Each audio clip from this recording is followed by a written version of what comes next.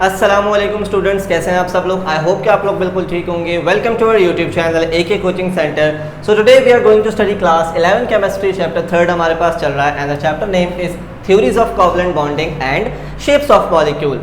So today we are going to study a very important topic and the topic name is hybridization.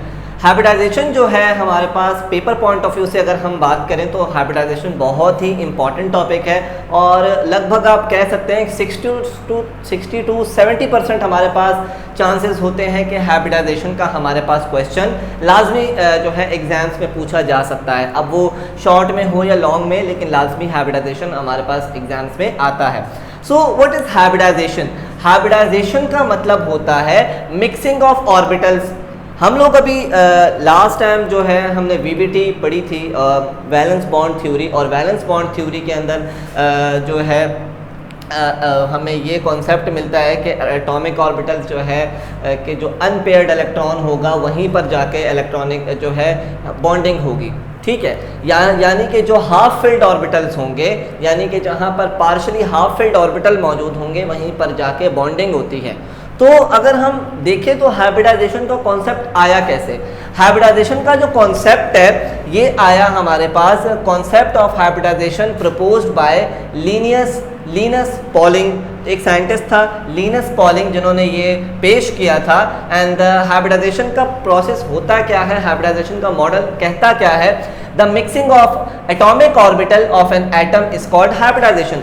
किसी भी atom के जो atomic orbital होते हैं जब वो आपस में क्या हो जाते हैं, मिक्स हो जाते हैं, तो उसको हम हाइब्रिडाइजेशन कहते हैं। अगेन सुन लें, किसी भी एटम के एटॉमिक ऑर्बिटल जब आपस में मिक्स होते हैं तो उस प्रोसेस को हम हाइब्रिडाइजेशन कहते हैं। हाइब्रिडाइजेशन का मतलब बेसिकली आपने सुना होगा कि दो चीज़ों का मिक्सचर। ठीक है, लेट्स सपोज कि अभी आप क्रिकेट में देख सकते हैं कि हमारे पास एशिया कप जो लास्ट टाइम है वो पाकिस्तान ने होस्ट करना था, लेकिन इंडिया ने पाकिस्तान में आने से मना किया, तो हाइब्रिड मॉडल पेश किया गया कि आधा पाकिस्तान में होगा और आधा यूएई के अंदर होगा। तो ये क्या था? हाइब्रिड मॉडल था जिसमें दो मुल्क मिलकर ये जो टूर्नामेंट था उसको होस्ट कर रहे थे। इसी तरीके से अगर हम देखें फाइलम आर्थ्रोपोड के अंदर जो जितने भी ऑर्गेनिज्म होते हैं उनकी आइज़ जो है वो कंपाउंड आइज़ होती है, यानी कि बहुत सारे लेंसेज मिलकर उनकी आइज़ बन रही होती हैं।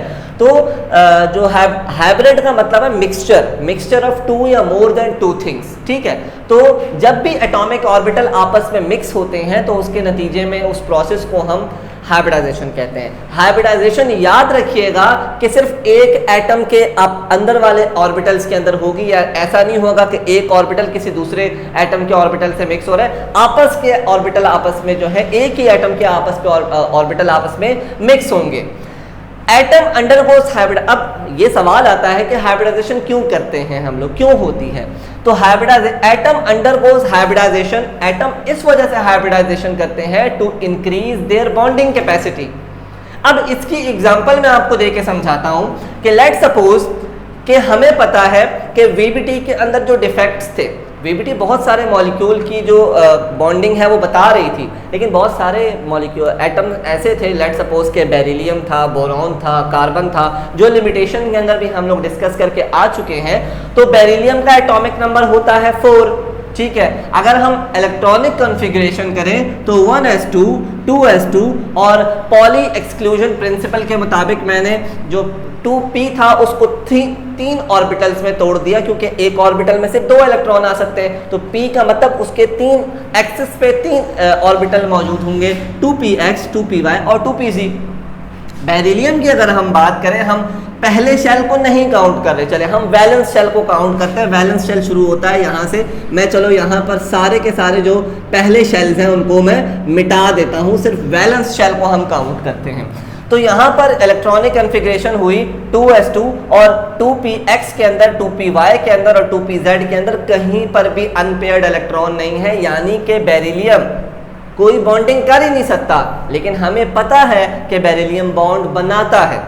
वो किस तरीके से बनाता है कि हाइब्रिडाइजेशन होती है, हाइब्रिडाइजेशन के प्रोसेस के थ्रू ये बॉन्ड बनाता है। इसी तरीके से दूसरी एग्जांपल है हमारे पास बोरॉन की, या पहले इसी को समझा देता हूँ। होता ये है कि ये जो s ऑर्बिटल है ये फुल फिल्ड है, ये तीनों ऑर्बिटल तीनों खाली हैं, किसी के अंदर बॉन्डिंग नहीं हो सकती अकॉर्डिंग टू वीबीटी। लेकिन हाइब्रिडाइजेशन, लिनस पॉलिंग कहते हैं कि अगर ये जो हमारा जो इलेक्ट्रॉन 2s के अंदर है, ये इलेक्ट्रॉन जंप करता है और 2px के अंदर चला जाता है, इस नतीजे में हमारे पास यहाँ पर भी एक अनपेयर्ड इलेक्ट्रॉन आ गया, यहाँ पर भी एक इलेक्ट्रॉन आ गया। अच्छा, याद रखिएगा कि ये इलेक्ट्रॉनिक कॉन्फ़िगरेशन है ग्राउंड स्टेट की। इलेक्ट्रॉन ग्राउंड स्टेट के अंदर मौजूद होते हैं और एक्साइट कर जाते हैं, जंप करके हायर एनर्जी ऑर्बिटल के अंदर जब जाते हैं तो वो एक्साइटेड स्टेट के अंदर चले जाते हैं। अभी इलेक्ट्रॉन ग्राउंड स्टेट के अंदर मौजूद है। तो याद रखिएगा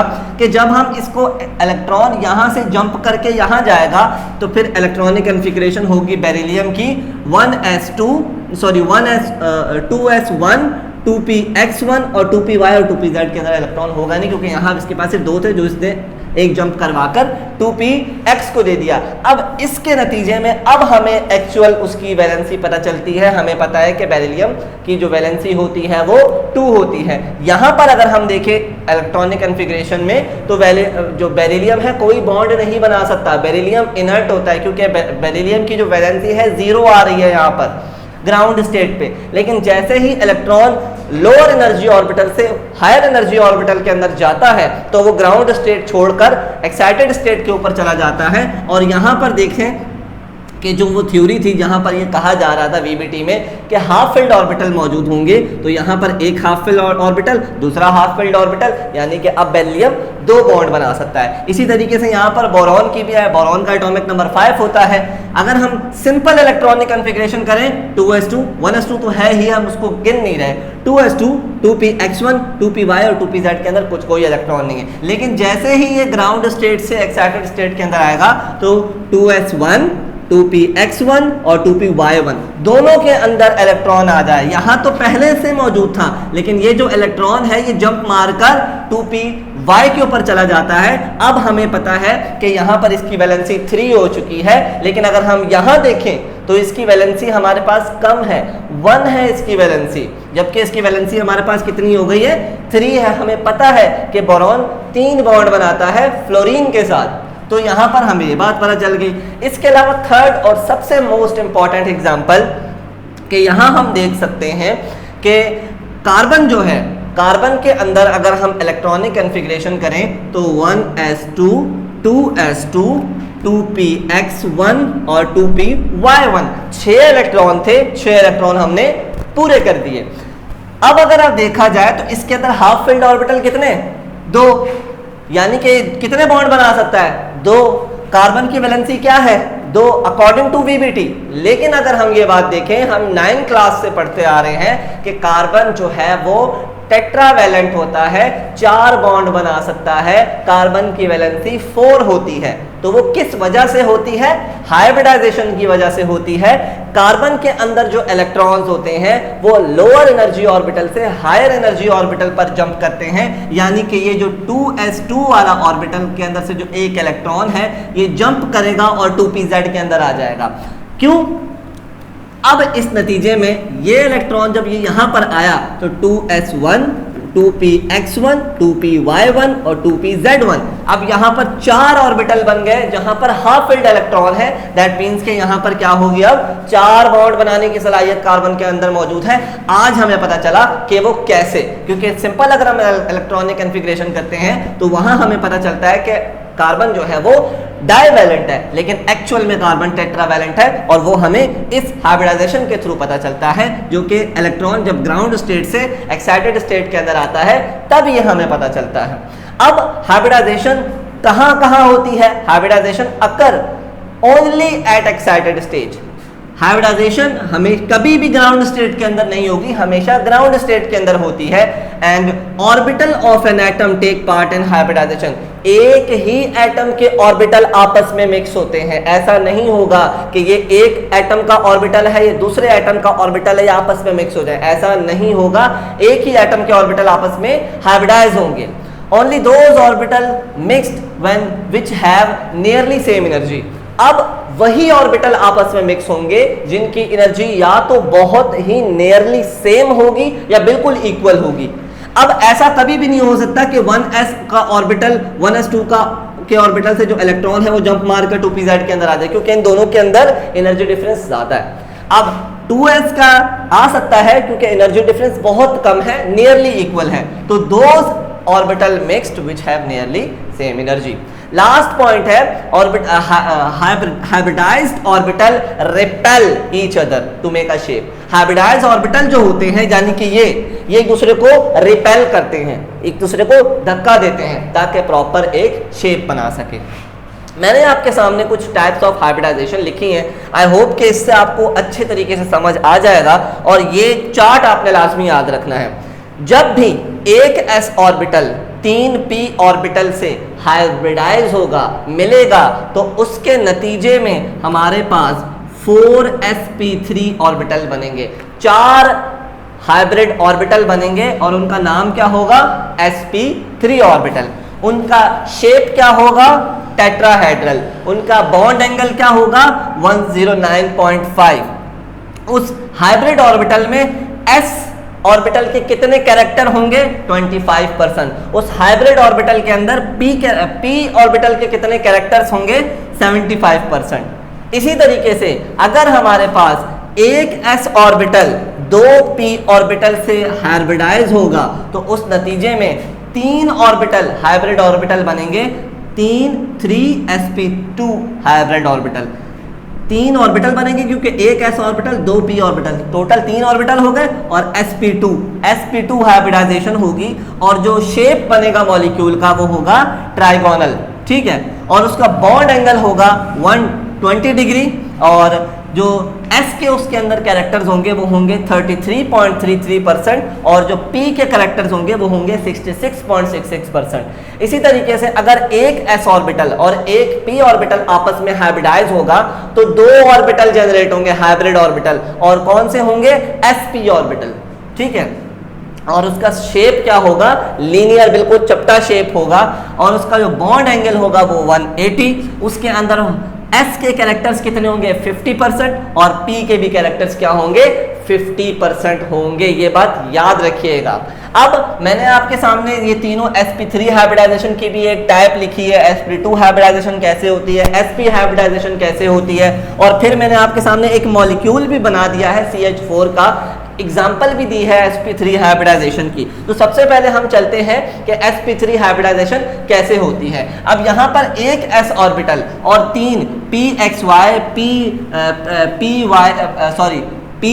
py और pz, ये तीनों ऑर्बिटल जब आपस में क्या करेंगे? मिक्स होंगे एक ही एटम के, तो हमारे पास जो नया ऑर्बिट बनेगा, जो नया हाइब्रिड ऑर्बिटल बनेगा, वो हमारे पास टेट्राहेड्रल शेप का कहलाएगा। क्या कहलाएगा?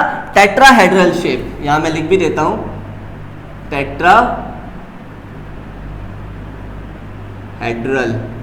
टेट्राहेड्रल शेप का हमारे पास ये बनेगा, ठीक है। और यहाँ आप देख सकते हैं, और ये जो टेट्राहेड्रल शेप है ये हमारे पास ये तीनों तरफ से जो है इसके एक्सिस पे मौजूद होगा, यूं, और एक और भी हमारे पास एक यहाँ से भी इसका एक जो है ऑर्बिटल निकला हुआ होगा। तो ये टेट्राहेड्रल शेप, और तीनों के अंदर कौन से ऑर्बिटल होंगे? ये sp3 ऑर्बिटल होंगे, ठीक है। अगर sp2 हाइब्रिडाइजेशन कैसे होती है? अगर एक s ऑर्बिटल 2 p ऑर्बिटल से मिले, यानी px और py से मिले, तो उसके नतीजे में जो हमारे पास शेप आएगा वो हमारे पास क्या आएगा? ट्राइगोनल, यानी सिंपल शेप आएगा, इस तरीके का शेप, और हाइब्रिड ऑर्बिटल sp2 होंगे। अगर sp3 हाइब्रिडाइजेशन, सिर्फ sp हाइब्रिडाइजेशन होती है, तो एक s ऑर्बिटल एक p ऑर्बिटल से मिलता है, और उसके नतीजे में 2 ऑर्बिटल जनरेट होते हैं, और जब वो आपस में मिलते हैं तो उनका शेप क्या होता है? प्लेनर, यानी कि लीनियर शेप होता है, बिल्कुल सीधा लीनियर शेप बनता है, ठीक है। और उनका बॉन्ड एंगल 180 होता है, इसके दरमियान का बॉन्ड एंगल 180 होगा, इसके दरमियान का जो बॉन्ड एंगल है वो 120 होगा, और इसका जो बॉन्ड एंगल है वो 109.5 होगा, ठीक है। ये बॉन्ड एंगल भी मैंने आपके सामने लिख दिया ताकि आपको अच्छे तरीके से समझ आ जाएंगे। याद रखिएगा, जब भी s ऑर्बिटल p ऑर्बिटल से हाइब्रिडाइज होता है, जब भी s ऑर्बिटल p ऑर्बिटल से हाइब्रिडाइज होता है, तो उस नतीजे में हमारे पास जो हाइब्रिड ऑर्बिटल बनता है उसका एक लूप बहुत मोटा हो जाता है, बड़ा हो जाता है, और दूसरा जो लूप है वो बहुत कम हो जाता है। जैसे यहाँ आप देख सकते हैं कि हमारे पास ये इस ऑर्बिटल के अंदर ये इसका बड़ा वाला लूप है, ये छोटा वाला लूप है, यहाँ पे नजर आ रहा होगा आपको, और ये ही इसका बड़ा वाला लूप है, ये छोटा वाला लूप, क्योंकि दो ऑर्बिटल है ना, दोनों ऑर्बिटल आपस में मिले तो हमारे पास दो ऑर्बिटल जनरेट हुए, एक ये रहा एक ये रहा, तो ये हाइब्रिड ऑर्बिटल बन चुका है। तो ये इसका बड़ा वाला लूप, ये छोटा वाला लूप, इसी तरीके से ये इसका बड़ा वाला लूप, ये छोटा वाला लूप, ठीक है। तो जब भी दो हाइब्रिड ऑर्बिटल आपस में मिलते हैं s और p, तो उसके नतीजे में एक लूप छोटा हो जाता है, एक लूप बड़ा हो जाता है। अब मैंने एक एग्जांपल लिखी है आपके सामने sp3 हाइब्रिडाइजेशन की, इसको आप अच्छे तरीके से समझ जाएं तो आप sp2 sp हाइब्रिडाइजेशन और इसके कितने ही मॉलिक्यूल आ जाएं, बड़ी आसानी से आप उसको सॉल्व कर सकते हैं। तो मैंने एक एग्जांपल में मीथेन का इस्तेमाल किया है, मोस्ट कॉमन एग्जांपल है मीथेन की। तो अगर हम कार्बन की ग्राउंड स्टेट इलेक्ट्रॉनिक कॉन्फ़िगरेशन देखें तो वो होती है 2s2 2px 2py, बस यहाँ पर हम ये ग्राउंड स्टेट है, ठीक है। लेकिन हमें पता है जब ये एक्साइटेड स्टेट के अंदर जाता है तो ये इलेक्ट्रॉन जंप करके 2pz पे आ जाता है। यहाँ पर 2s1 2px1 2py1 2pz1। अब क्या हुआ कि ये 1 2 3 4 ऑर्बिटल आपस में 1s, ये ठीक है, ये यहाँ लिख भी देता हूँ कि 1s और 3p, 1s और 3p ऑर्बिटल आपस में क्या हुए, मिक्स हुए। इसके नतीजे में 4 हमारे पास sp3 sp3 sp3 और sp3 ऑर्बिटल जनरेट हो गए। अब ये ऑर्बिटल जनरेट हो गए, 4 हैं, तो शेप कौन सा होगा, टेट्राहेड्रल शेप आपके सामने मैंने बना दिया। कौन सी मिक्सिंग हुई, कौन सी हाइब्रिडाइजेशन हुई, sp3 sp3 sp3 और sp3। अब मॉलिक्यूल किससे जुड़ रहा है, कार्बन का हाइड्रोजन के साथ। तो ये जो sp3 है ये किससे जुड़ेगा, 1s। ये जो sp3 है ये किससे जुड़ेगा, 1s। ये जो sp3 है ये किससे जुड़ेगा, 1s। और ये जो sp3 है ये किससे जुड़ेगा, 1s हाइड्रोजन से। तीनों 1s हाइड्रोजन से जुड़ेंगे। तो यहाँ आप कोनों पे देख सकते हैं, यहाँ पे यहाँ पे यहाँ पे यहाँ पे चारों जगह पर हाइड्रोजन का जो 1s ऑर्बिटल है वो इसके साथ आकर शेप बना लेगा, या आपस में आकर एक दूसरे को रिपेल करेंगे। बॉन्ड एंगल इनके बीच बनेगा 109.5, ठीक है। तो इस तरीके से आप किसी भी जो मॉलिक्यूल अगर आपके पास मौजूद हो तो उसकी आप हाइब्रिडाइजेशन कर सकते हैं, उसका शेप भी बना सकते हैं। अगर इस वीडियो को आपने पूरा देख लिया तो आई होप मैं ये 100% कह सकता हूं कि आपका हाइब्रिडाइजेशन का जो टॉपिक है वो पूरा हो जाएगा और आपके एग्जाम्स में फुल मार्क्स आएंगे इस टॉपिक के अंदर। तो वीडियो को आपने पूरा देखना है। अगर इससे रिलेटेड कोई भी क्वेश्चन है तो कमेंट सेक्शन में हमें लाजमी बताइएगा, हम आपके लिए फिर से इसी टॉपिक की वीडियो ले आऊँगा मैं आपके लिए। तब तक के लिए अपना बहुत सारा ख्याल रखिएगा। अल्लाह हाफिज़।